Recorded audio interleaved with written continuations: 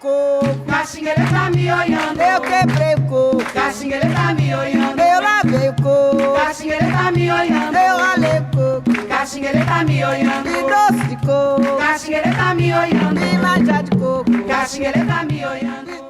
Bom dia a todas e a todos. Estamos aqui no nosso segundo dia de seminário, com aquela festa bonita que tivemos ontem, né? E acho que essas festas, esses encontros, né, que a gente faz da cultura popular, né, no nosso caso, mais especificamente o jongo, eles deixam sempre uma marca muito bacana na gente, que você se abastece, né? Porque você vai da mesa de debate, a roda, a praça, a rua, né? Assim, essa coisa que a cultura consegue fazer, né? Essa extensão de não dividir as coisas, isso é isso, isso é aquilo, mas assim, as coisas são, né? Nós somos um corpo e pensamos dos dedos dos pés ao último fio do cabelo. O meu até, né? Tem que pensar mais devagar, porque eles vão circulando. E isso é muito legal, porque essa relação entre jovens, professores, alunos, né? Assim, acho que somos todos produtores de saberes, somos todos artistas, mestres naquilo que fazemos. E eu gostaria, de falar de mestre, eu gostaria de lembrar aqui, né, e fazer uma saudação aos nossos ancestrais, né, aos nossos mais velhos, aqueles que nos ensinaram essa arte de dominar a timidez na hora de falar, essa arte de tocar o tambor, de cantar. E um desses mestres que a gente, infelizmente, não tem como segurar, né? Mas a vontade que eu tive quando eu soube da morte do mestre Caviúna era de tentar segurá-lo, né? Assim, não leva ele agora, porque a gente precisa muito dele, né? E acho que 2 semanas atrás, né, a gente teve a perda do mestre Caviúna, para mim um dos grandes jongueiros na arte de versar os pontos, de desatar os pontos. Aí eu me recordo, numa noite em São José, que fiquei tocando o tambor para ele e o mestre Rosal de Angra dos Reis, e eles fizeram uns desafios, né, assim, durante horas, e não repetia um ponto sequer. Né? Então, isso é muito fantástico no jongo. O jongo, o que me encanta no jongo é esse poder que o jongueiro tem de sintetizar, de compreender, de escutar o outro, né? Isso é muito, muito bacana.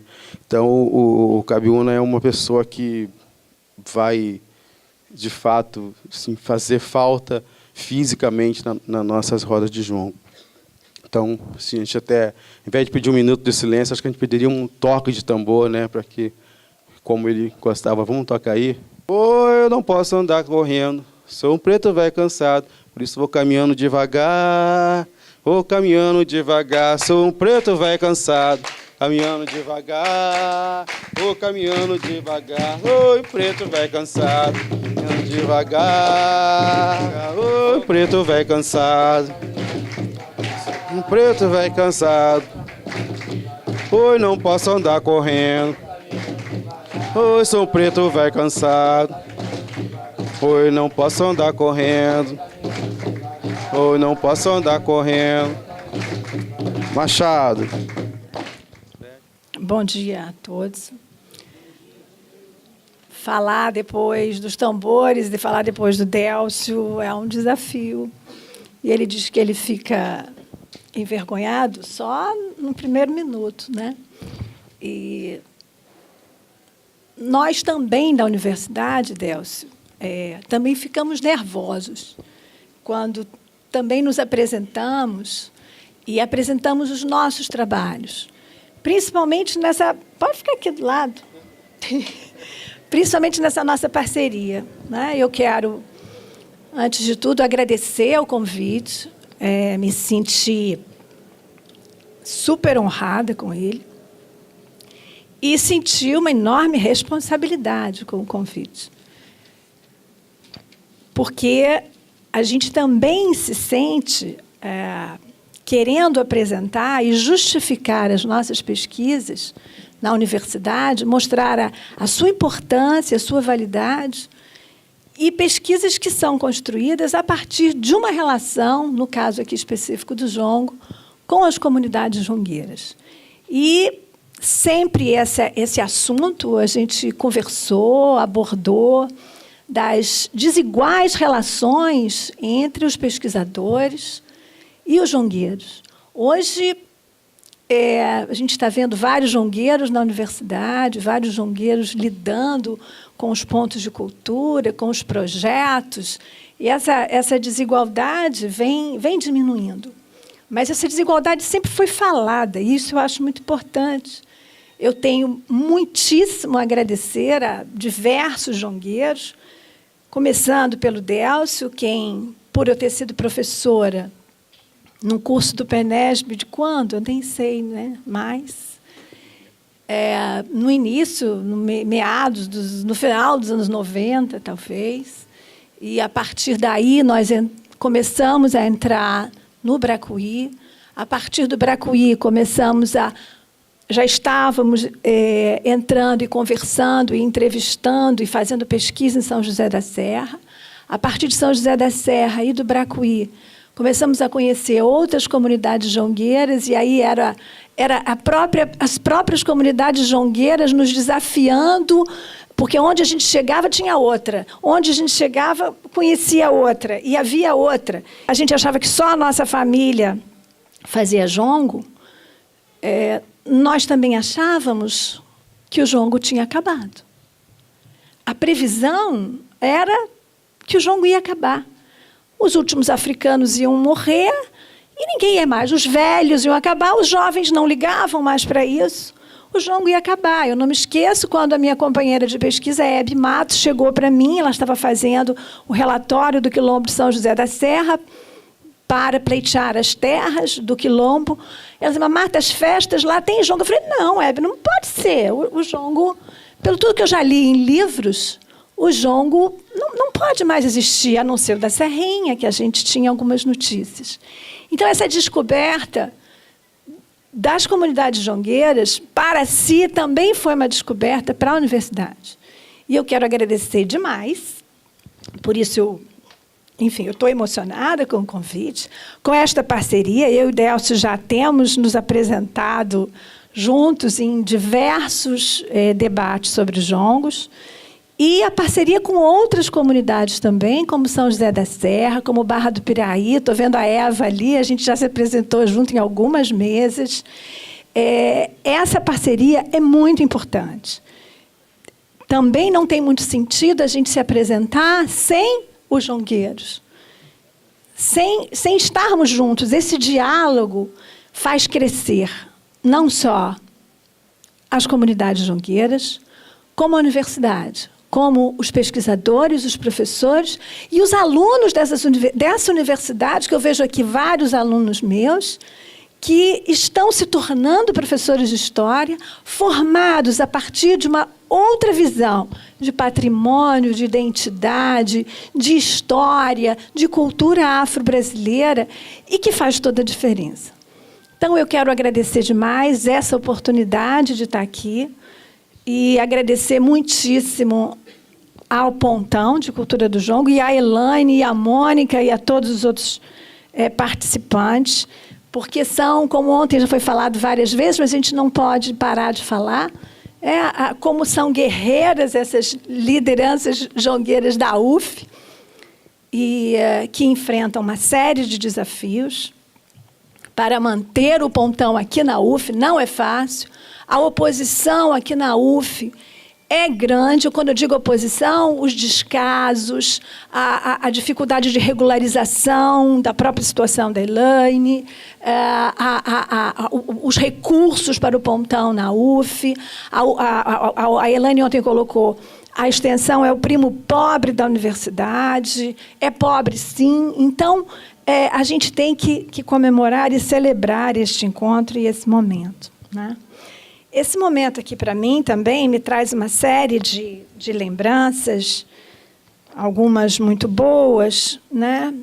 Exatamente nessa sala, em 2000, eu não sei se é exatamente antes ou exatamente depois do decreto que estabelecia o patrimônio imaterial do Brasil, teve uma reunião aqui, talvez a Lígia Segala lembra de quem era a antropóloga que veio nos apresentar essa nova lei do IFAM, E eu me lembro que eu estava sentada ali, eu estava muito inquieta com isso, porque eu falei assim, eu era contra a lei, assim que eu soube da lei, contra simples opinião, e eu me lembro que eu questionei a antropóloga, eu não me lembro quem era que estava aqui, Letícia Viana, obrigada, a Letícia está aí, não sei se ela está aí, eu me lembro que eu questionei, Letícia, mas por que essa lei?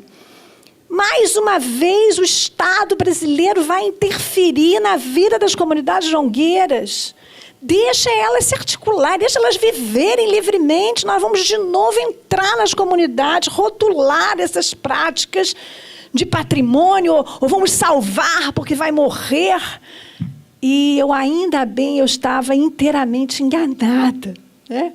A Letícia, na época, me convenceu, e quer dizer, quem convenceu foi a prática, né? Quem convenceu que a lei, quando ela vem a partir de um movimento social, e é que a lei, quando vem, é possível a transformação da lei em função dos interesses, das lutas por direitos, e são as comunidades jongueiras que estão fazendo a lei ter um sentido muito mais rico e interessante do que eu poderia imaginar de início. Então, a gente está aqui celebrando o que já se ganhou. Tem muito o que fazer, mas é importante avaliar o que já se conseguiu. E entendo que o decreto do patrimônio imaterial trouxe uma série de mudanças. Lembro também, não posso deixar de lembrar, de Elizabeth Travassos. Elizabeth Travassos foi a coordenadora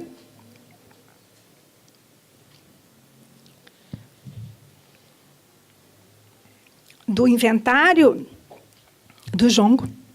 E eu me lembro que a Elizabeth um dia me ligou, não me lembro que ano era isso, já depois de 2005, a gente conversando, e ela dizendo que estava muito triste, porque tinha vindo a proclamação do jongo Patrimônio Cultural do Brasil, Patrimônio Cultural Brasileiro, melhor do que do Brasil, e que ela não estava vendo mudanças, que ela queria que as comunidades tivessem acesso a todos os direitos que historicamente lhe foram negados, e ela estava vendo tudo muito devagar. Tá? E eu me lembro que eu dizia, mas calma, Beth, né? Eu tenho visitado as comunidades, é impressionante a transformação, mesmo lenta, que essas comunidades estão tendo. O que tem de novo e de diferente em considerar o imaterial afro-brasileiro como identidade nacional? Aí, quando nós pensamos em identidade nacional, é pensar a nação brasileira. O que a gente entende por Brasil? O que é a nação brasileira? Todas as nações, em diversos momentos históricos, pensaram como identificar-se a si mesmo. Como que os países independentes ou num processo de modernidade, iam se tornar nação. Isso aconteceu na França, na Inglaterra, na Alemanha, na Itália. Eu me lembro, a Itália é um país muito recente, é do final do século XIX, surgiu depois do Brasil, o Cavour disse, bom, agora construímos a Itália, temos que inventar os italianos. E isso passa necessariamente pelo cultural. O que nós somos, o que são os italianos, o que são os franceses, o que são os ingleses e o que são os brasileiros. Essa é a base da construção de uma identidade nacional. Só que essa identidade, como se pensar o Brasil, como pensar os brasileiros, isso mudou ao longo do tempo. No século XIX, se pensava o brasileiro como um índio idealizado. Se pensou o Brasil como uma cópia da Europa. Já se pensou o Brasil de diversas formas. Talvez, até pouco tempo atrás, a grande marca do Brasil, quer dizer, todos os países, as nações, quando eu digo todos, quem são todos? Né? Os intelectuais, os músicos, os governantes, os professores, as escolas, as rádios. Falar do Brasil, existe uma forma de todo mundo se reconhecer como brasileiro. Será que todos nós nos reconhecemos como brasileiros? Isso não foi sempre assim. Isso foi uma construção, um processo lento, e que nem todos no século XIX eram considerados brasileiros. Especialmente os africanos não eram considerados brasileiros. Os negros brasileiros depois da abolição, cidadãos depois da abolição, seriam brasileiros? De que forma seriam brasileiros? Como incluir na nação brasileira tantos descendentes de africanos? A ideia de muitos intelectuais e governantes ao longo do século XX foi criar uma nação mestiça. Criar uma nação que pensasse um Brasil. A ideia de unidade é a que presidiu, na maior parte das vezes, a ideia de uma identidade nacional. Uma unidade que iria desprezar as localidades, as regiões, em prol de um todo, de uma unidade. E quem seria este brasileiro? Não se pensava em brasileiros. Era o brasileiro. A ideia de Silvio Romero, que foi um grande pensador no final do XIX, início do século XX, para pensar o brasileiro seria um sujeito mestiço. Mestiço racialmente e culturalmente. Fruto da contribuição de negros, índios e brancos, aí se construiriam o brasileiro e o Brasil. Essa ideia da mestiçagem e da contribuição surgindo algo novo. Evidente, era uma mestiçagem que tendia a branquear. A ideia, e, aliás, foi uma solução genial, né? Não estou falando só de Silvio Romero, são vários intelectuais que pensaram isso, mas ele é exemplar. A ideia era miscigenar e, aos poucos, branquear. Inclusive, prognósticos de branqueamento existiam. E o branqueamento seria cultural e racial. Esse enorme investimento na mestiçagem, num novo brasileiro mais embranquecido, anularia as diferenças e anularia, ou tenderia a anular, não é? A África ou Portugal. Teríamos algo exatamente novo. Claro que, em determinados momentos, algumas expressões culturais, mas sempre entendidas como mestiças, também foram consideradas, como a música popular brasileira, o carnaval. Mas essas ideias, então, dessas práticas culturais que faziam os brasileiros se encontrarem, tinha uma enorme dose também de os brasileiros se encontram, os brasileiros são mestiços, e essas ideias vinham muito acompanhadas de uma ideia de democracia racial. O Brasil seria mestiço e todos se encontram sem conflitos raciais. Essa seria a cara do Brasil. Ora, essa fórmula, infelizmente, não começou a ser questionada. Né? Começou a ser questionada, discutida, e exatamente a partir dos anos 80, com a abertura política, diversos movimentos sociais se reconstroem neste país, e um desses movimentos sociais, os movimentos negros, se reconstroem nos anos 80, e não é só no Brasil, é um movimento internacional, e começam a discutir e a brigar de frente contra a ideia de mestiçagem ou de democracia racial. A diversidade não poderia ser entendida no somatório igual de todos. E aí a emergência da ideia de diversidade cultural brasileira, presente na Constituição de 88 e nos documentos subsequentes. Que documentos eu estou falando? Documentos educacionais, documentos ligados à cultura. Os parâmetros curriculares nacionais, as diretrizes para o ensino da História da África e a Lei do Patrimônio Imaterial garantiam a existência de um patrimônio afro-brasileiro.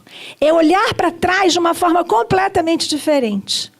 É olhar para trás não anulando as diferenças e não anulando a presença da África no Brasil. É um passado que tem que passar a limpo, não só em termos culturais, mas também políticos e também históricos. A história dos africanos no Brasil, que vocês estão recontando através do jongo. Então, o que a gente vê transformado hoje é a ideia de identidade nacional. A identidade nacional não é mais entendida simplesmente como um somatório, e sim com a pluralidade de contribuições e a diversidade. E aí se entende que o patrimônio imaterial afro-brasileiro, patrimônio não é simplesmente cultura popular, patrimônio não é simplesmente folclore. Há uma mudança enorme quando se passa a chamar o jongo de patrimônio e deixa de chamar o jongo de folclore. Ontem, a Célia não deve estar aí, ontem eu senti que a Célia tentou fazer uma história que seria muito longa, né? Quer dizer, da cultura popular, do folclore, e uma continuidade. Não é continuidade, no meu modo de ver. A gente também briga na universidade, viu, gente? A ideia de patrimônio é uma ideia completamente diferente de uma ideia de folclore e de cultura popular. Ela é diferente por quê? Porque o patrimônio envolve a construção de um passado, a valorização de um passado que precisa ser valorizado e precisa ser contado. Ele tem que se manter vivo nos locais da memória nacionais. Por quê? Porque faz parte da identidade nacional brasileira. Hoje, a identidade nacional brasileira é diversa, é plural. E é isso que a gente tem que celebrar e colocar nos museus. Então, o jongo como patrimônio hoje é se reconhecer, mais do reconhecer, reparar uma história, uma memória que estava esquecida. E esquecida não é porque as pessoas são esquecidas. Uma memória que estava esquecida porque não havia demandas para que se contasse essa história. Não havia uma luta política e social que demandasse a valorização da história dos africanos neste país e dos seus descendentes. Então, eu entendo que, a partir dos anos 80, nós vivemos um outro momento, e é um momento que a gente chega hoje e vê o jongo como patrimônio, o Pontão de Cultura do Jongo levando à frente essa ideia de patrimônio, fazendo essa lei funcionar e levar adiante ainda a discussão da salvaguarda do jongo. Como é que agora a gente vai manter isso para o futuro? E são as comunidades jongueiras e outras, não é? O do samba de roda e de outros diversos grupos que estão nessa luta para fazer esta lei funcionar. E eu acho que é assim que as leis funcionam. Mas eu fiz essa longa introdução para a gente tentar marcar, né, que estamos num momento diferente, sim. Mas a chance desse momento não acontecer era muito grande. Eu quero falar disso um pouco. A cultura afro-brasileira poderia não ter virado patrimônio cultural do Brasil ou marca, símbolo da identidade nacional. Por quê? Por vários motivos que, historicamente, eu posso resumir pela repressão, proibição, limites impostos a diversas práticas. Só lá, em locais distantes, longe, né, dos olhares civilizados, onde não se pudesse nem ouvir, né? Por todos os preconceitos, condenações. A gente tem aí diversos exemplos de que isso podia não ter acontecido. Por outro lado, também poderia não ter acontecido porque os folcloristas, que foram intelectuais muito importantes, eu não estou querendo desqualificar, se não fossem os folcloristas eu não estaria aqui, eu acho que nós somos os folcloristas de hoje, com uma outra discussão, eles são fundamentais, os folcloristas, para a gente entender o jongo no passado. Todo meu trabalho de pesquisa é em cima dos folcloristas, eu agradeço aos folcloristas, eu fico falando mal deles agora, né? Mas eles apostaram no fim do jongo, no fim do maracatu, no fim do samba de roda, no fim do congado. Eles apostaram nisso. Outra discussão é por que eles apostaram nisso. Eu não vou entrar nisso agora, não. Mas eles apostaram. E, desde o final do século XIX, é uma morte anunciada do maracatu, do jongo. Vai acabar, vai acabar, vai acabar, vai acabar. Ou está em decadência. Ou está em decadência. E é algo, inclusive, que parece que está sempre renascendo, né? Ou se reconstruindo. Então, eu chamei isso do mistério do jongo, né?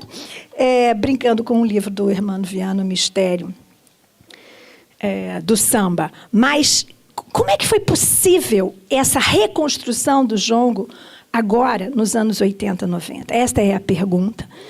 E eu quero exatamente tentar, nesses minutos que me faltam, mostrar como que os jongueiros é que realmente fizeram essa história nunca terminar.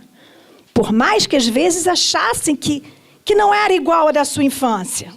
Tá? E isso, às vezes, eu me pergunto, será que não era mesmo? Ou é a memória da infância? Porque tem isso, a memória, a gente, quando lembra de coisas de criança, tudo em criança era melhor. Ou quase tudo. Né? Quer dizer, há sempre também essa sensação de que antes era melhor, mas nunca acabou. Em algumas comunidades talvez sim, em outras se reconstruíram, mas e isso de nunca ter acabado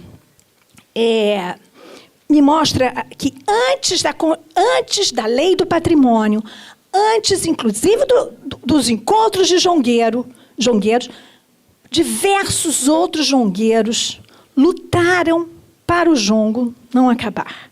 E eu fiz um inventário dessas pessoas. E como que, antes do jongo ou do patrimônio imaterial afro-brasileiro virar direito, eu também não comentei isso. A grande diferença de folclore e patrimônio, uma outra diferença, é que patrimônio garante direito. Quando se reconhece o jongo como patrimônio do Brasil, o jongo não é folclore. O jongo é patrimônio, ele tem direito de existir, porque ele é a marca da identidade nacional brasileira.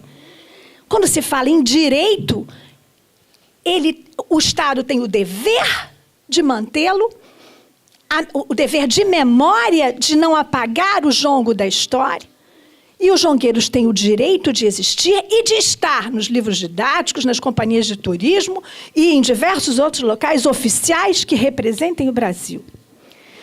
Ora, essa ideia de direito não estava entre os folcloristas, mas estava entre os jongueiros. Eu entendo que muito antes dos intelectuais ou das políticas patrimoniais e educacionais defenderem a diversidade cultural como um direito, isso é uma grande novidade também, a diversidade é um direito, os jongueiros já emitiam sinais que lutavam pelo direito de comemorar e se expressar através do jongo. Já entendiam que expressão cultural é luta por direito. Da mesma forma que os escravos lutaram por família, pela liberdade, também lutaram pelo direito de jongar, ou de congar, ou de fazer maracatu. Já entendiam que expressão cultural é luta por direito. E o jongo significava direito de existir, marcar a presença e exercer a liberdade de cantar e de contar a história, de não esquecer a história. E também de sonhar com tempos novos. Assim, ora transformando em tradição o que os seus pais africanos ensinaram, ora reconstruindo seu patrimônio em novos locais, depois de migrações forçadas, ora transformando esse patrimônio a partir de novas demandas e contextos. A gente não pode esquecer que todas ou quase todas as escolas de samba no Rio de Janeiro foram fundadas por jongueiros. Então, transformavam aquele patrimônio. Eu quero destacar, né, é o que eu vou fazer nesses minutos finais, o papel dos jongueiros, sua persistência e tenacidade antes do decreto, antes dos importantes encontros de jongueiros dos anos 90 e ao longo dos séculos 19 e 20. Marcos da história do jongo. Em 1996, morre Dona Sebastiana II, neta de africanos, em Santo Antônio de Pádua. E a partir de ontem, né, se tornou a data fundadora do Pontão de Cultura do Jongo, não é? O primeiro encontro de jongueiros em Santo Antônio de Pádua. E aí eu fui para trás, procurando outros momentos e trazendo esses jongueiros alguns esquecidos, outros não tantos, que lutaram pelo direito ao jongo. Na década de 1980, a gente registra a fundação da União Jongueira de Pinheiral, aliás, algo pouco estudado. O seu Francisco Guilherme, o mestre Cabiúna, foram as lideranças dessa fundação na década de 80. Tivemos as apresentações de jongo no Circo Voador.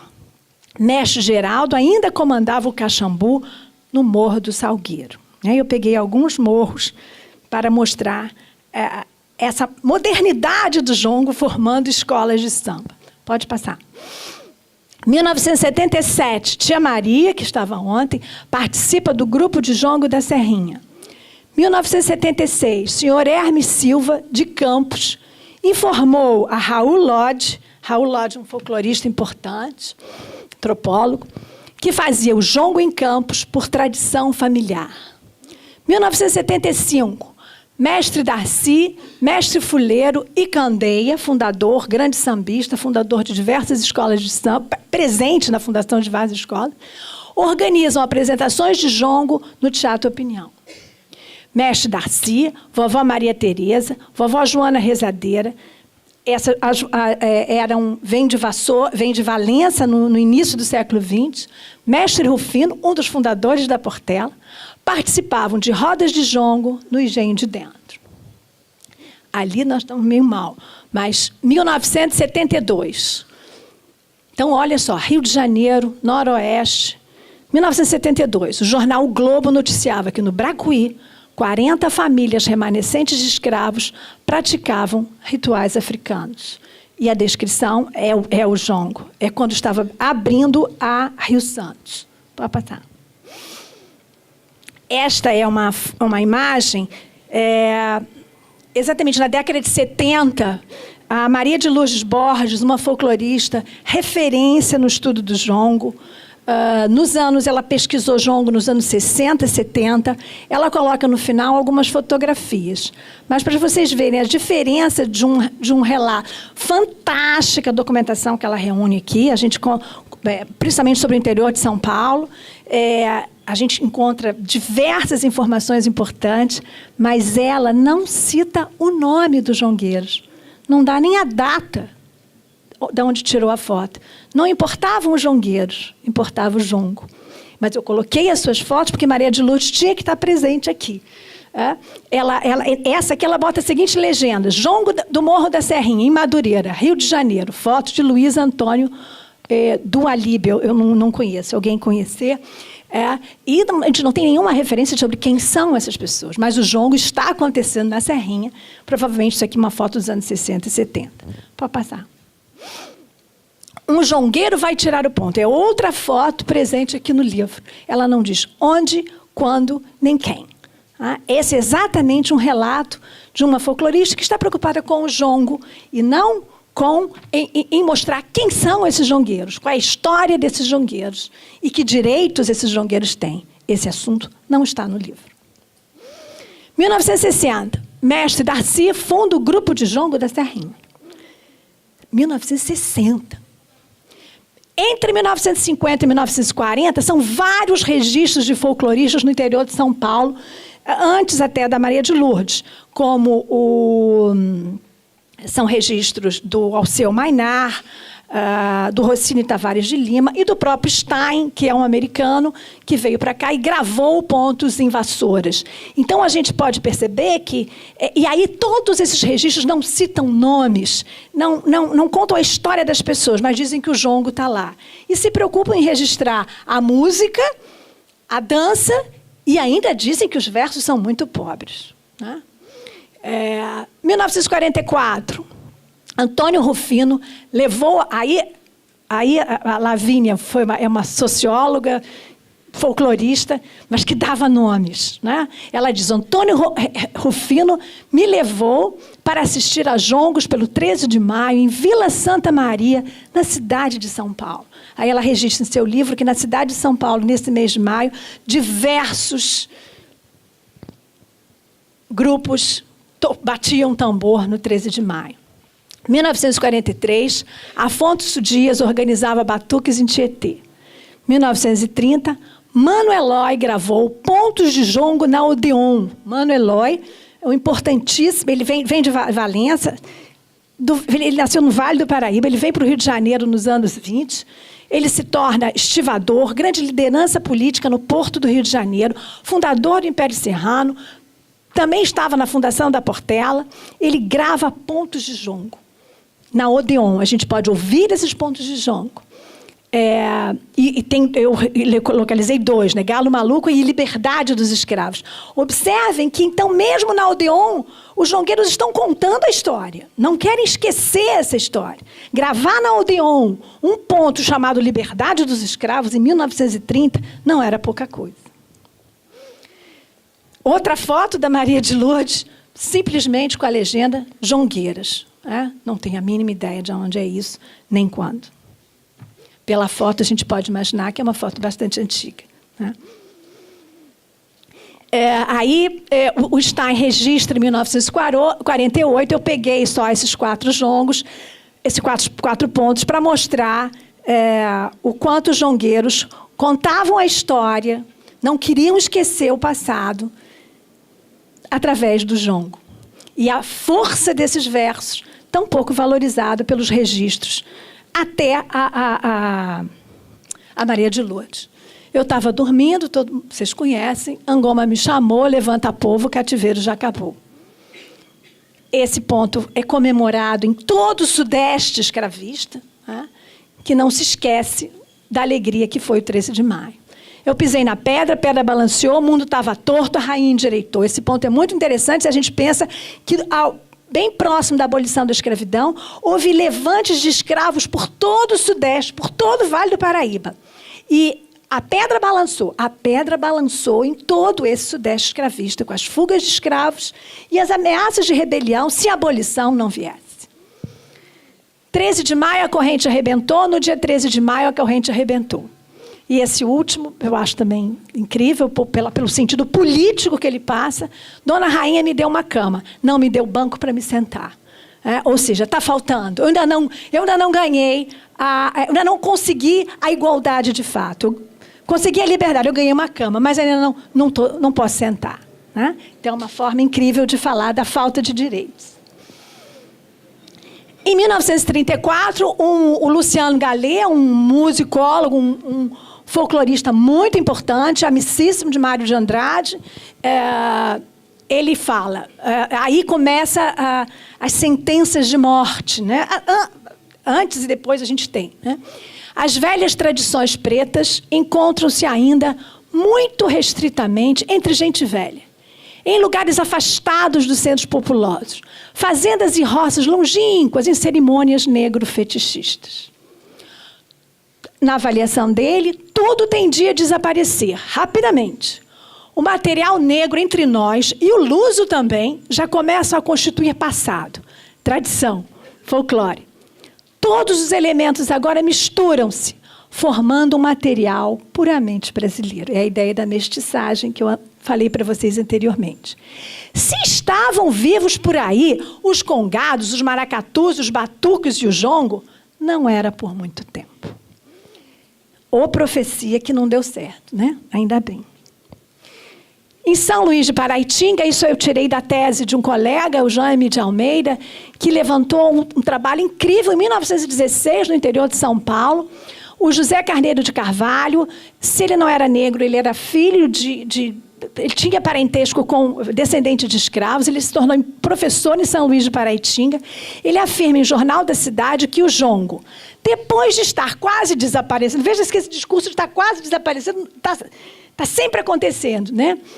Na região, começava, de uns anos para cá, a ser incentivado por alguns patriotas que muito trabalharam em prol da liberdade nos saudosos tempos da propaganda abolicionista. Quer dizer, o jongo, com um enorme sentido político, nessa época, de mobilização ligada às lutas pela abolição e pelos direitos no tempo presente. O Preto Egídio quebrou a golpes de malho junto ao Pelourinho, isso numa noite de jongo, que permanecia ainda no Largo da Matriz, algumas algemas de ferro próprias para escravos, que então se exibiam à venda num determinado estabelecimento comercial da cidade. Isso em 1916, o preto Egídio entendia que esses sinais, esses marcos, não podiam estar presentes em São Luís de Paraitinga. Pode passar? Em 1910, vovó Maria Joana, que havia nascido em Valência em 1902, deve ter chegado no Rio de Janeiro. Morou na Mangueira e depois da Serrinha. E é a vovó Maria Joana, mãe de mestre Darcy, né, que funda o jongo da Serrinha. Em 1907, a gente tem uma gravação de jongo por Eduardo das Neves, um músico negro, que gravou também diversas outras expressões afro-brasileiras. Em 1892, Coelho Neto, um intelectual importantíssimo, falava do cachambu em Vassouras. Ele assistiu uma festa de cachambu em 1892.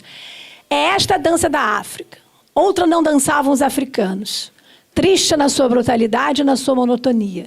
Selvagem e bárbaro como a terra de sua origem. É a dança que os negros trouxeram do exílio, como representação saudosa da pátria longínqua. Mais um sentido político do jongo que ele reconhece. Lembrar o exílio é uma operação extremamente política. Para o autor, para Coelho Neto, se ouvia cada vez menos o cachambu. É o que ele torcia, né? Só de longe era possível ver seu rugir, no fundo de algum vale. Já não havia mais odiosidades, e a tristeza teve o seu final. Quer dizer, não precisava mais cantar jongo. A tristeza já tinha passado. Os gritos guturais estavam sendo esquecidos, pois os africanos adotaram o nosso Deus e relegaram os instrumentos da África, preterindo-os pelo trombone e flauta. E assim vão apagando a dolorosa tradição do exílio. Em 1889, um ano depois da abolição, ninguém queria esquecer o 13 de maio. No Jornal do Comércio, publica uma comemoração de libertos que dançavam alegres jongos em regozijo pelo aniversário da abolição. Essa é uma foto que está no livro Memórias do Jongo, é um batuque, porque se chamava batuque no século XIX, o congado era batuque, o maracatu era batuque, é um nome genérico para diversas danças afro-brasileiras. Uma viajante francesa, em 1868, faz um comentário bastante sensível. Ela percebe várias práticas dentro do jongo. A francesa Toussaint Sanson, convidada para um batizado de um filho de senhor em Piedade, fazenda próxima à cidade do Rio de Janeiro, ficou impressionada com o que chamou estranha e selvagem festa concedida pelo senhor. A francesa descreveu uma dança de negros acompanhada de palmas e reparou o grande fogo que tudo iluminava.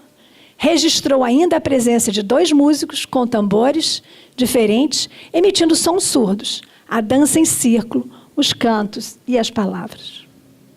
Certamente, esses escravos dessa fazenda conseguiram do Senhor a permissão para fazer o jongo.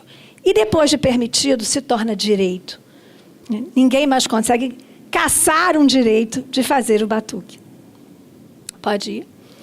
Essa, para mim, é um marco de como que, desde muito cedo, os jongueiros entenderam, né, os africanos entenderam que fazer batuque era um direito. Esse Antônio Ferreiros foi um documento que eu encontrei, não encontrei muitos desses, mas esse é um dos melhores. Em março de 1858, Antônio Ferreiro, através de seu representante, porque ele não sabia escrever, declarava que era preto forro da nação benguela. Benguela era o maior centro exportador de escravos da região do interior do sul de Angola. Portanto, uma área da onde vieram africanos para o sudeste brasileiro.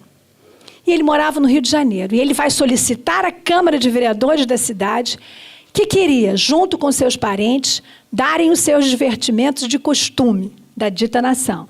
Em alguns domingos, dias santos, na 1855, na Bahia, é o José Barbosa de Oliveira, pai do Rui Barbosa, um excelentíssimo jurista que entendia que estou na questão quando digo que assim não se pode proibir a paixão do jogo, assim não se pode proibir a paixão da dança, que ainda é mais inocente, senhores. É despotismo investir a autoridade do poder de empregar meios de violência para penetrar no recinto de uma casa em nome de uma postura, para vedar aquilo que a ninguém faz mal. Deve-se conciliar liberdade civil e direito social.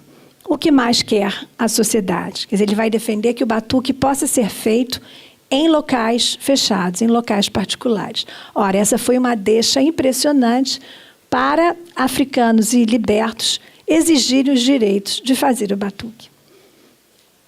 Vamos pular essa, que o tempo já vai. Eu só queria concluir, né, voltando. Pode passar mais uma? Pode deixar essa, a Constituição de 88. Quer dizer, eu comecei falando, né, na importância da ideia de patrimônio, do patrimônio afro-brasileiro como identidade nacional, como reconhecimento deste passado e desta presença cultural, um passado que tem que se torna direito e que todas as leis e decretos posteriores estão baseados no artigo 216 da Constituição de 1988. Constituem patrimônio cultural brasileiro os bens de natureza material e imaterial tomados individualmente ou em conjunto, portadores de referência à identidade, à ação, à memória dos diferentes grupos formadores da sociedade brasileira. Eu acho que a gente tem que valorizar esse artigo e talvez entender ainda como é que foi possível, em 88, esse artigo ter sido aprovado. É isso.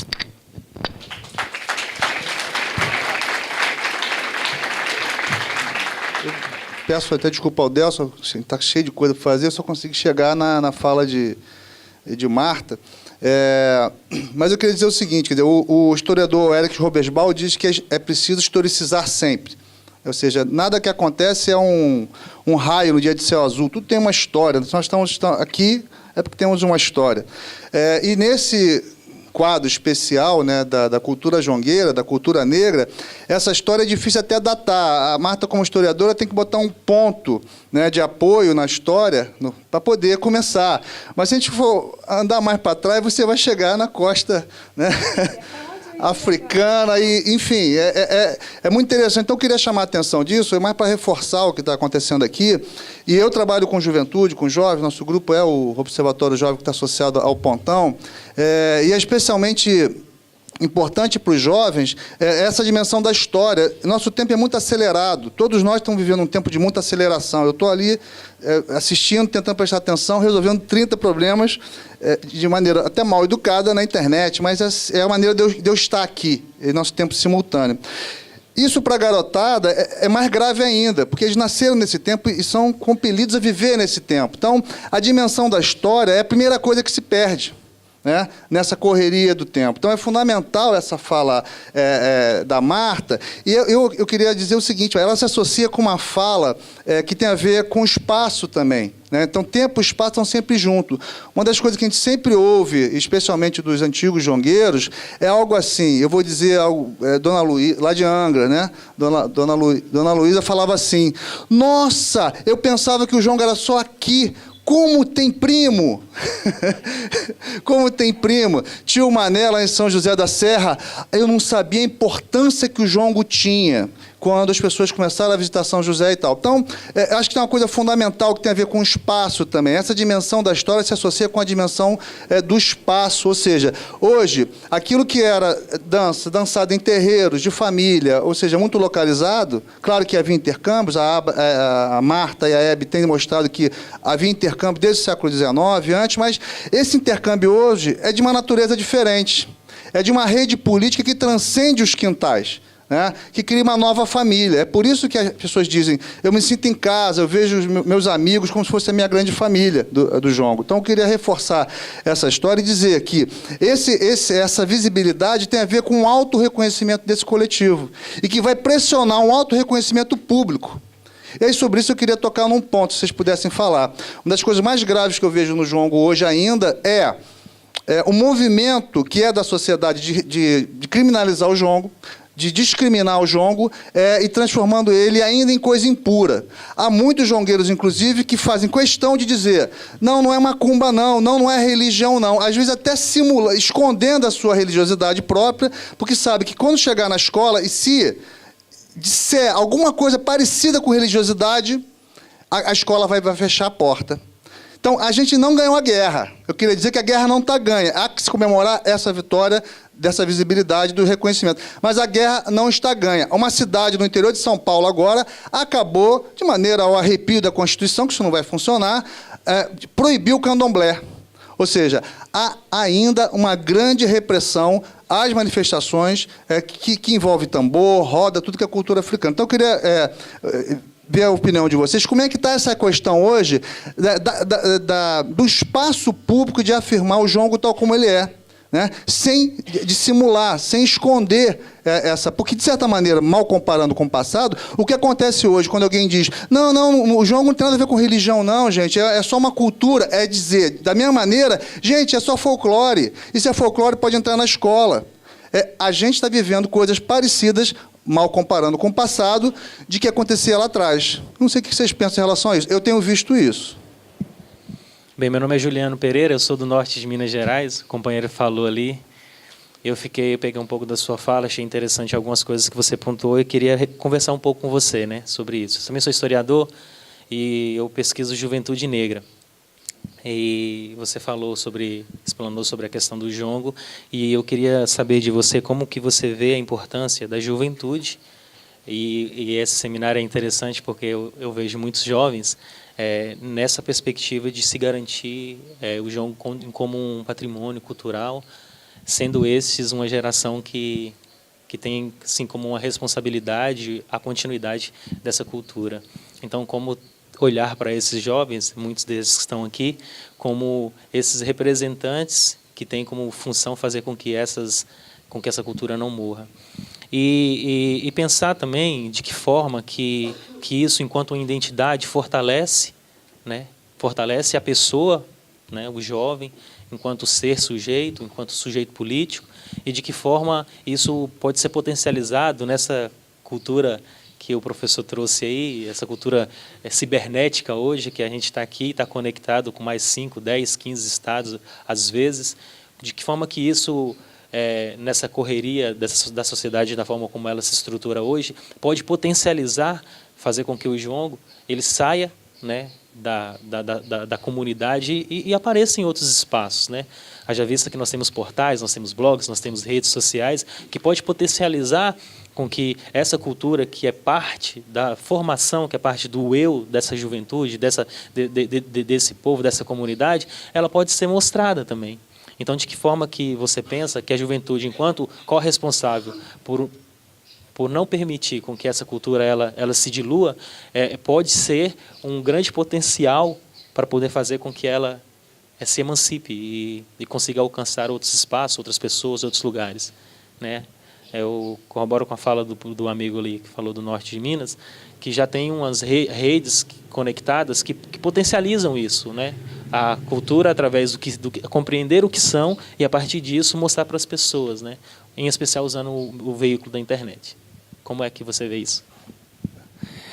Eu gostaria de saber qual seria a relação que vocês estabeleceriam entre o lundu e o jongo, a partir do momento que, inclusive, o primeiro registro fonográfico brasileiro, né, foi o lundu em 1902, protagonizado por Xisto Bahia, que também é uma dança de umbigada, e que, segundo Carlos Sandrone, é uma das vertentes que não passou pelo machixe e que, de uma certa forma, também, juntamente com o jongo, culminou no samba de partido alto, que deu origem ao samba de ritmo voltado para a realidade africana.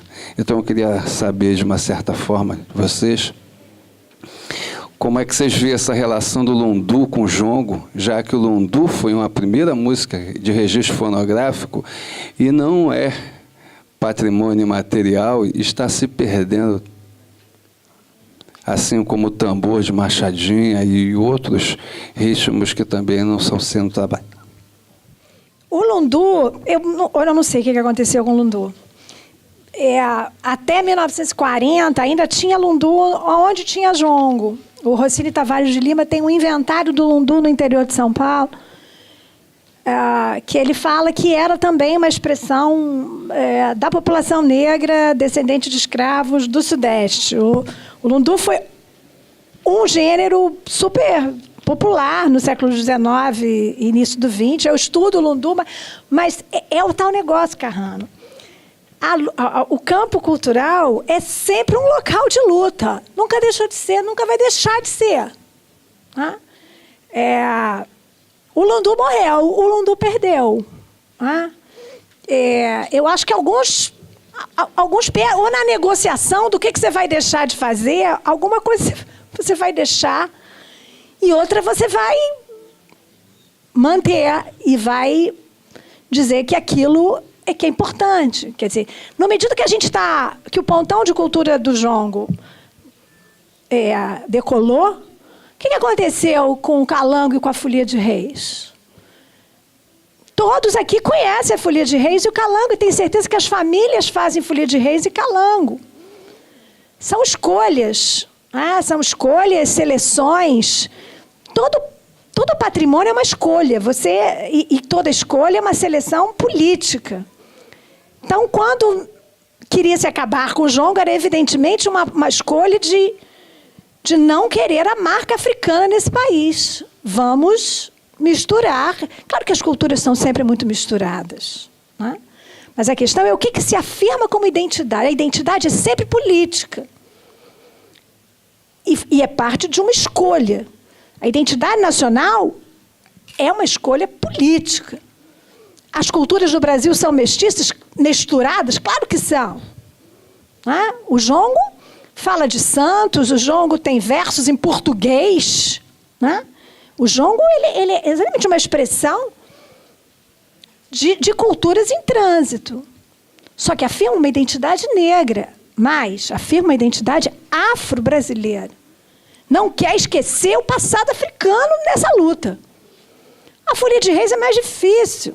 Apesar dela ela pode ser lida como afro-brasileira também. Só que ela se revestiu de uma outra lógica que na hora da luta política, eu acho que são... Aí, eu respondendo um pouco ao colega lá do norte de Minas, a festa é extremamente política. Esse eu acho que foi o engano dos folcloristas. Né? Achar que as expressões culturais são para divertir, ou são resquícios de um passado, ou são... Lígia, ajuda aí. Né? Ou são momentos de confraternização. Não, e isso também. Né? A alma. Isso, é a alma do povo, aquilo que não muda, essencial. Né?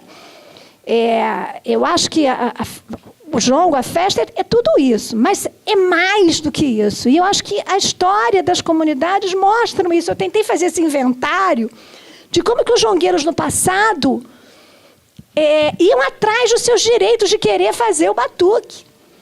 Claro que o batuque mudou, você falou, né? Muda. O batuque de 1916 não é igual ao do mestre Darcy. E os jongueiros que se atualizaram na escola de samba? Isso eu acho o máximo. Quantos jongueiros romperam a tradição e se modernizaram? Por que foi a escola de samba? Gente, eu não me esqueço, acho que Luciana que falou, numa oficina que a gente deu, né? O jongo veio de onde? O jongo veio de... É tanto mineiro que ele diz assim, o jongo veio de Minas. Que é uma conclusão, lembra numa oficina? Não veio da África, não. O jongo veio de Minas. Porque era tanto mineiro que tinha vindo para cá. Né? Eu só posso concluir que... São essas migrações, depois da abolição, da área toda cafeicultora, que vem para os grandes centros. E o Rio de Janeiro se torna uma cidade cosmopolita. Não só de imigrantes italianos e espanhóis, mas da diáspora africana. Vieram descendentes de africanos de todo o Sudeste e da Bahia. E aí se encontram no Rio de Janeiro, nos anos 20, 30, 40, e criam, para mim, aquilo que é de mais fantástico que esse país já criou, que são as escolas de samba. É uma enorme modernidade negra as escolas de samba. E aí você tem contribuições de várias regiões, mas especialmente do Vale do Paraíba, do Sudeste. Agora, essa história não está contada, não, gente. Essa história não está contada. O samba, o que lê, o que ouve, são os baianos. São os baianos. E quem fundou as escolas de samba? Tem alguns baianos, mas é a minoria. A maioria são pessoas que vêm de Minas, do noroeste do estado, de Vassouras, e as escolas de samba de São Paulo também. Esse jongo de Vila Mariana, que a Lavínia viu, dali saíram fundadores de escolas de samba em São Paulo, que São Paulo atraiu do interior de São Paulo e Rio de Minas. Então, eu acho que essa transformação cultural, mas há escolhas políticas aí. E talvez... Eu, às vezes, fico... Isso que você falou, né? Como é difícil o jongueiro assumir a macumba. Aí o Delcio vai falar, porque isso não é meu assunto. Todos nós somos agentes extremamente políticos. E fizemos escolhas sempre. E é difícil... Agora, falando da escola, só para juntar, uma das coisas mais incríveis que eu achei do Pontão, logo que o Pontão se reuniu, o que nós vamos fazer, o que nós vamos fazer, ganhou o título. E agora? Por isso que eu digo, acho que o Pontão, os jongueiros estão criando a salvaguarda do patrimônio imaterial. Uma das primeiras coisas que os jongueiros quiseram fazer é entrar na escola. O jongo tem que entrar na escola. E o jongo tem que entrar na universidade. Está aqui, né? Temos que comemorar, estamos aqui. E aí, fazer livros, fazer filme. Vamos entrar na escola. Agora, talvez para entrar na escola, teve que fazer algumas concessões, né, Adelino? Como é que você entra na escola com a macumba e com o candomblé? É uma discussão do movimento evangélico, que também tem que ter um movimento negro evangélico, tem que brigar lá. É muita briga, né, Carrano? A gente tem que lidar com algumas coisas interessantes, né? Por exemplo, a escola, os saberes formais que a escola passa, os saberes os tradicionais que a gente, no longo da vida, foi aprendendo. O jongo que não pode ter crianças, que não pode ter jovens, que agora tem crianças e tem jovens. A macumba, né, nesse sentido que a gente está tratando, né, essa questão da religiosidade, como as pessoas encaram esse movimento na sociedade. Assim, tem uma coisa que acho que a gente não dá para perder, assim, a Marta coloca isso, assim, o que é ser negro nesse país, né? Por que a gente está falando de uma identidade afro, né? Uma identidade nacional? Assim, o que é ser negro? Como é que é ir para uma escola com um grupo de jongo? Assim, que por mais que a gente hoje esteja falando para caramba em jongo, né? Mas ainda não é isso. A sociedade ela ainda não pensa o jongo como nós, jongueiros, e como, né, muitos dos que estão aqui pensam o jongo. Quando a gente dizia que, na nossa infância, a gente não queria... se afastou do jongo porque a gente foi chamado de macumbeiro, porque ser macumbeiro, né, nessa questão que a gente está falando, é uma coisa ruim. O jongueiro é o feiticeiro da palavra. Então, assim, você tem aí uma questão que ela não só é da fala diária, mas ela está no cotidiano da sua vida, que ela te tira da escola. Assim, a gente tem em Angra, a gente está com alguns dados de que as crianças, ao ingressarem na escola e os pais declaram negras, 70% dessas crianças saem dessa escola. E assim, aí por que elas saem da escola? A gente está falando da escola pública do município. Por que elas saem da escola? E aí não é uma questão só, simplesmente uma galera fala, mas é uma questão social. Não existe salário na nossa rede, a gente sabe, que justifique essa quantidade de pessoas que saem.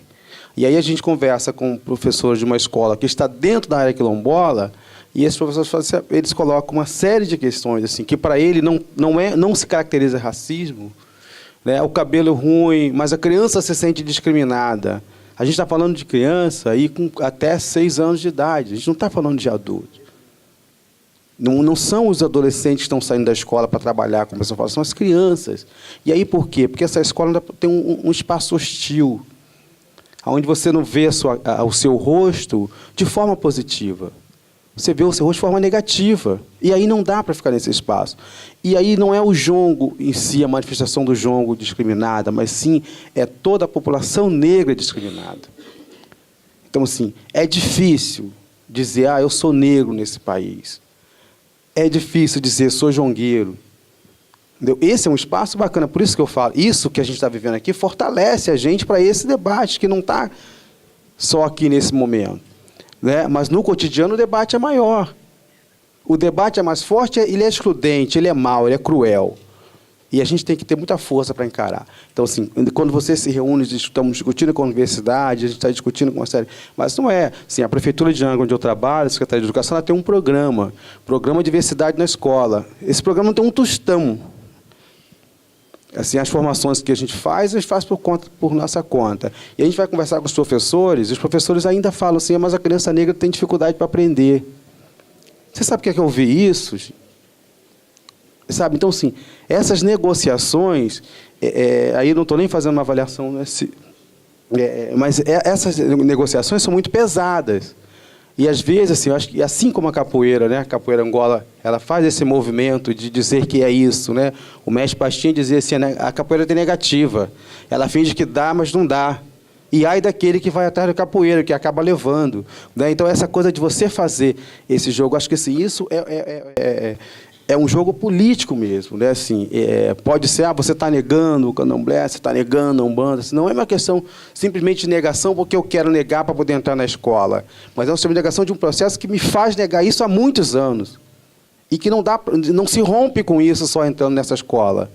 Né? Assim, porque essa escola ela tem uma regra, ela tem uma coisa muito formalizada que é difícil de você quebrar. E aí, assim, por que é importante a gente estar fazendo esse debate? Porque quando vocês estiverem nos seus espaços de escola, é esse debate que tem que fazer. Não é uma responsabilidade só nossa, do negro, do jongueiro. O jongueiro ele tá criando esse espaço de abertura. Até pouco tempo, o que a maioria dos nossos grupos de jongo fazia era pedir roupa nas prefeituras. Isso é um processo de humilhação com uma cultura tão rica como a nossa. Você tem que ir para a Secretaria de Cultura para pedir roupas. Sabe? Já teve casos de secretarias que prenderam o tambor do grupo. Então, para você pensar, isso é um absurdo pensar isso em pleno século XXI. De uma população, eu não estou falando de uma minoria de pessoas, falando de uma população que está chegando a quase 50% da população brasileira. Então, assim, como é que a gente trabalha isso? Então, assim, não é uma coisa fácil de se fazer. E o jongueiro tem isso, assim, o jongueiro, a gente ainda está... E é difícil, gente, assim, não parece, eu não acho que seja mais importante a questão do domínio da leitura, né? Assim, eu não acho que isso seja a coisa mais importante, mas essa sociedade coloca isso para a gente. Entendeu? A gente está tentando fazer uma casa no Bracuí e estamos discutindo identidade negra. Né? E aí é interessante, chega alguém e fala assim, mas essa questão de identidade, quilombo é uma construção teórica. Aí assim, os caras nunca discutiram isso, a gente está tentando caminhar. E os caras assim, querem que a gente comece uma discussão com as crianças falando disso, falando em termos sociológicos, termo antropológico, não é isso. Sabe assim, aquelas terras não foram garantidas através do termo antropológico, aquela terra foi garantida através da luta de homens e mulheres pretos que não tinham sequer o domínio da leitura. Mas a consciência política não está no domínio da leitura, a consciência política está no seu dia a dia. Então, assim, construir identidade para esse grupo tem uma outra perspectiva. Sim, garantir a terra tem uma outra perspectiva. E aí eu acho, cara, assim, que eu nem gosto muito desse formato de escola. Para mim, assim, a questão agora está como que a gente vai transformar essa escola. Essa escola que está, assim, desculpe alguns colegas, professores, assim, ela não serve. Né, do ponto de vista que a gente está discutindo, assim, essa escola não serve, porque ela não vai conseguir. Essa escola está para a gente como um supermercado. Você comprou coisa num supermercado, quando você vai entrar em outro, você tem que deixar a sua sacolinha de coisa e entra para o supermercado. E aí você adquire outra. Assim, a escola está meio que isso. A gente chega na escola, o que você aprendeu não vale nada, às vezes, ou quase nada. Né? Lógico, toda regra tem sua exceção, mas eu não conheço ainda a exceção, gostaria de conhecer. E você deixa ali o que você aprendeu e entra para a escola para aprender. Enfim.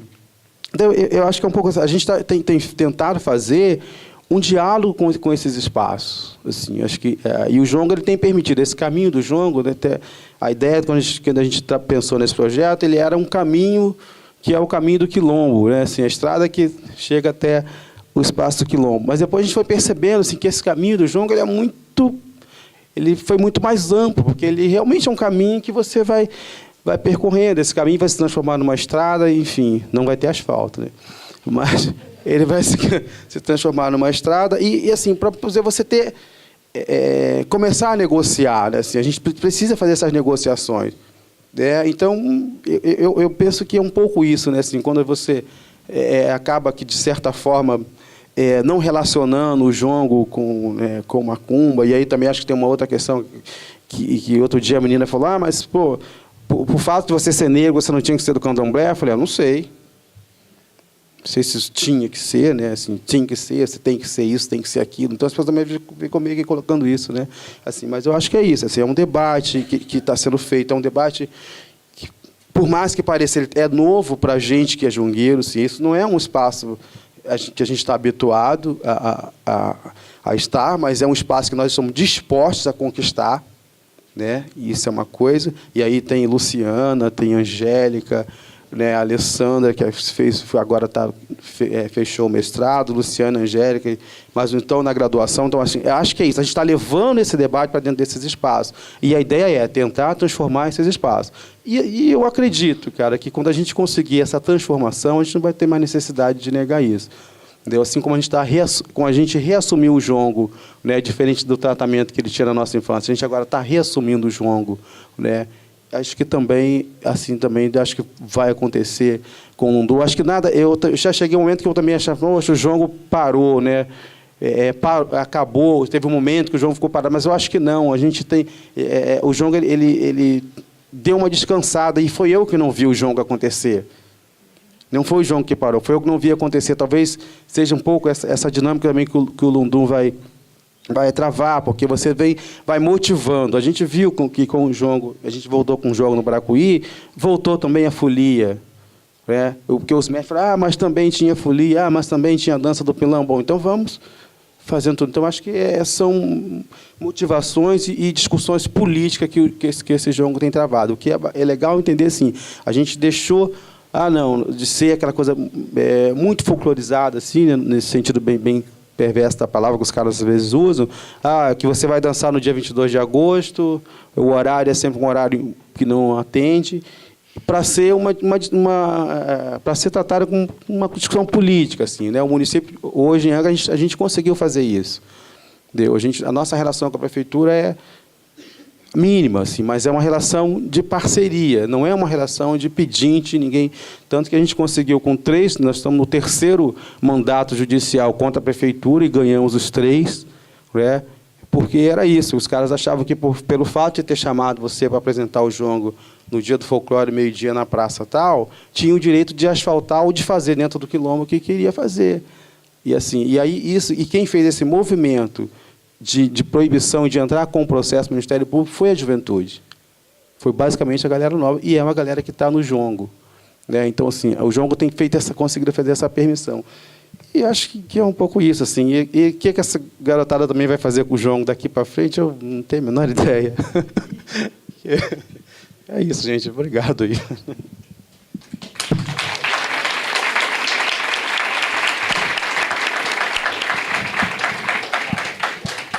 Minha gente, eu vou me embora, que me dão para levar.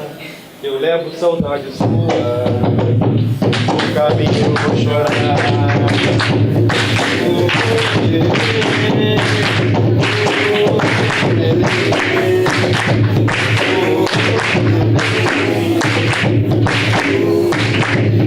Minha gente, eu vou me embora, que me dão para levar.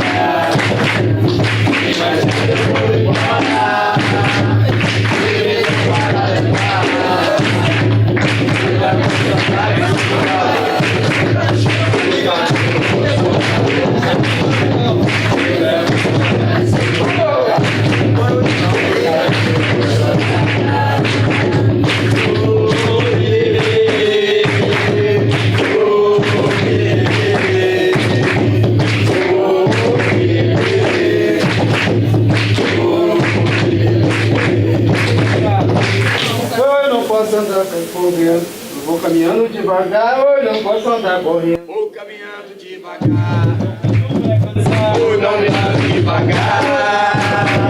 Vou caminhando devagar, vou caminhando devagar. Vou caminhando devagar, vou caminhando devagar. Vou caminhando devagar, vou caminhando